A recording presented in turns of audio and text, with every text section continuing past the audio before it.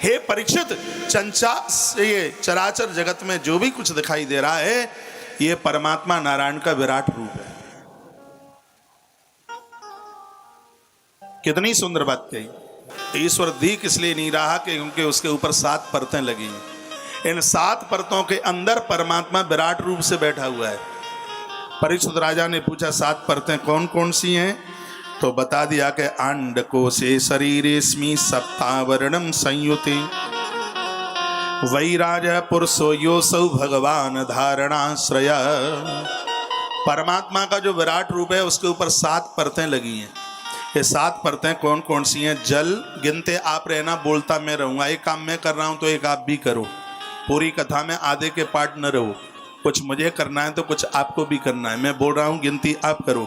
7 परतें कौन कौन सी हैं? पहली परत है जल की, दूसरी है अग्नि, तीसरी है वायु, चौथी है आकाश, 5वीं अहंकार और एक है महतत्व और एक है प्रकृति। इन 7 आवरणों के अंदर परमात्मा विराट रूप से बैठा है। परमात्मा का विराट रूप क्या है? भगवान शुकदेव वर्णन कर रहे हैं। क्या क्या है परमात्मा का विराट रूप? लिखा है पाताल में तस्हि पाद मूलम पठन्ति पार्ष्णी प्रपदे रसातलम महातलम विश्वसृजोत गुल्फौ तला तलम वै पुरुषस जंगे। ये श्रीमद् भागवत जी का दूसरा स्कंद चल रहा है और मैं आज की कथा के आरंभ में बोल चुका हूं कि ये टोटली 12 स्कंद हैं, वो दूसरे स्कंद के ऊपर टिके हुए हैं।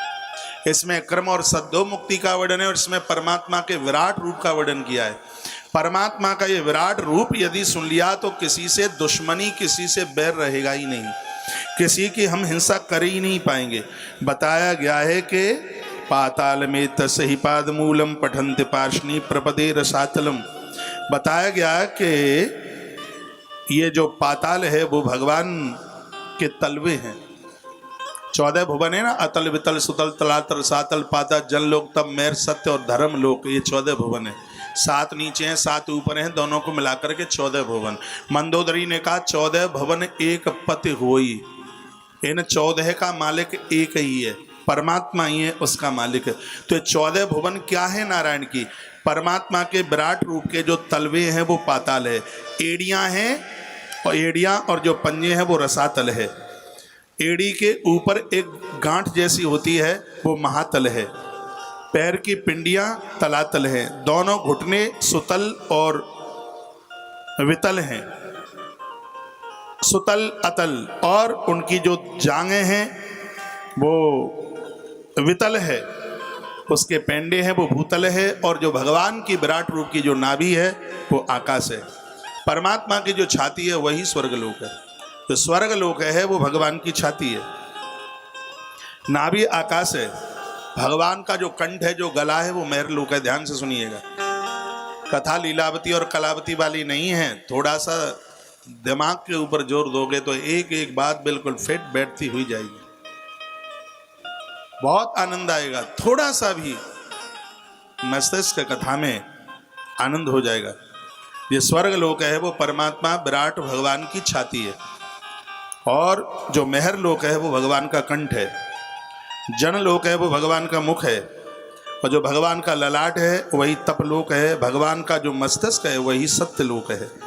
इंद्रियां आदि जो देवताएं हैं ये भगवान की भुजाएं हैं, विराट भगवान की। जो इंद्र आदि जो देवता हैं ये भगवान की सब भुजाएं हैं। फिर वर्णन किया गया जो दिशाएं पूर्व पश्चिम उत्तर दक्षिण ये भगवान के कान हैं। ये विराट परमात्मा की जो दशों दिशाएं हैं ये क्या है? ये परमात्मा के कान हैं। जो शब्द है ये भगवान की श्रवण इंद्रिया है, और नाक के अंदर जो 2 छेद हैं वो अश्वनी कुमार है। अश्वनी कुमार 2 हैं, सूर्य के पुत्र हैं। ये दोनों अश्वनी कुमार विराट पुरुष के नाक के ये 2 छिद्र हैं, ये 2 छिद्र हैं। ये चराचर जगत में जो भी कुछ दिखाई दे रहा है, चींटी से लेकर के हाथी तक, ये सब भगवान का विराट स्वरूप है। और भगवान शुकदेव ने अपनी भागवत विराट रूप से ही आरंभ की है। काहे राजन पूछा है ना, उसने पूछा, परीक्षित ने पूछा कि ईश्वर के साथ धारणा कैसे बने, धारणा मीन्स यानी भगवान से कैसे जुड़े। तो उन्होंने जितासनो जित श्वासो जित संगो जितेंद्रिय ये सूत्र दे करके ये कह दिया, आसन जीतो श्वासो वेदवाणी सुनो, और उसके तत्पश्चात में फिर उन्होंने कह दिया अच्छे लोगों का संग करो, अपनी इंद्रियों को जीतो, फिर परमात्मा के स्थूल रूप का तुम दर्शन कर सकते हो, फिर उसको पहचान सकते हो। तो परीक्षित राजा ने हाल ही प्रश्न कर दिया कि स्थूल रूप क्या है? कहा ये भगवान का विराट रूप ही तो वह स्थूल है। कहा ये रहता कहाँ है? तो कह दिया 7 आवरण के अंदर है।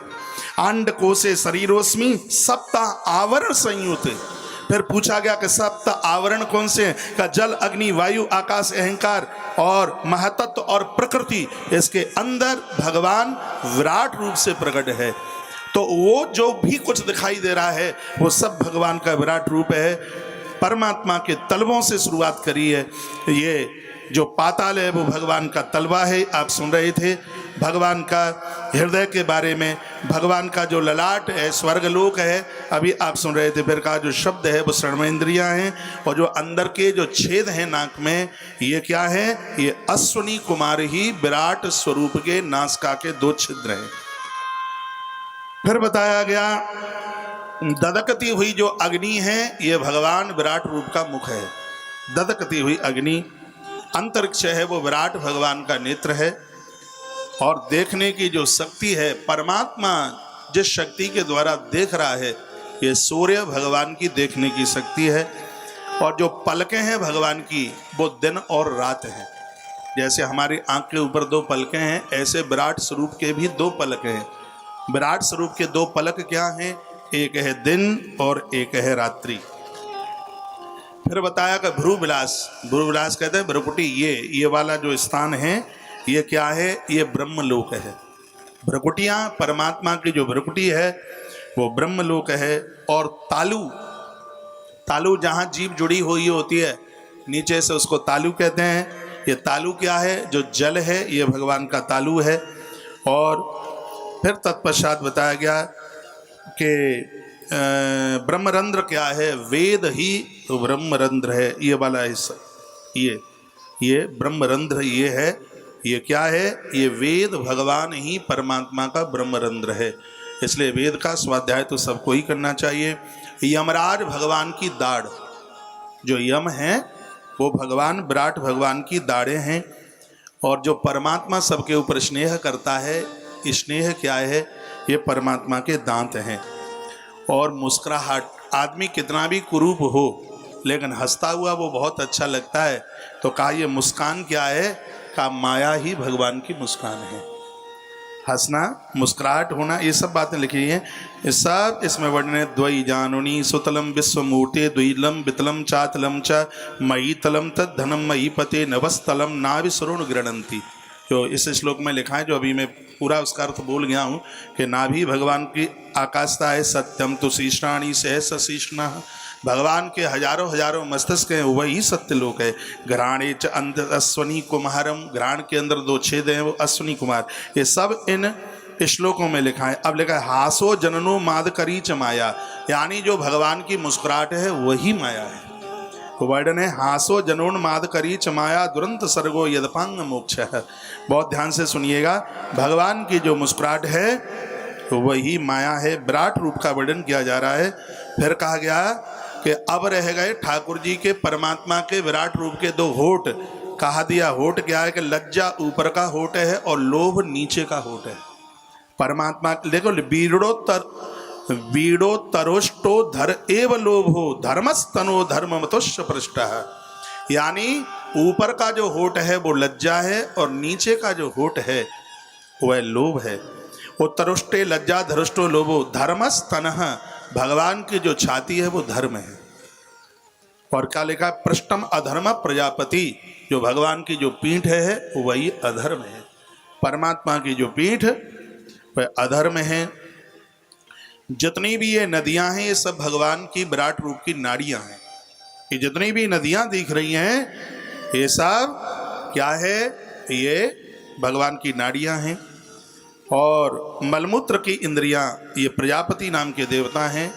और भगवान की जो कोख है वो क्या है? वो है समुद्र। और भगवान की विराट रूप की जो हड्डियां हैं वो क्या है? जितना भी धरती पर ये पर्वत दिखाई दे रहा है ये भगवान के विराट स्वरूप की हड्डियां हैं, अस्थियां हैं। पंचों बात समझ में आ रही है कि हम यूं ही चिल्लावत जा रहे? ये जितने भी पहाड़ पर्वत दिखाई दे रहे हैं ये क्या है? ये सब भगवान विराट रूप की ये अस्थियां हैं, ये हड्डियां हैं।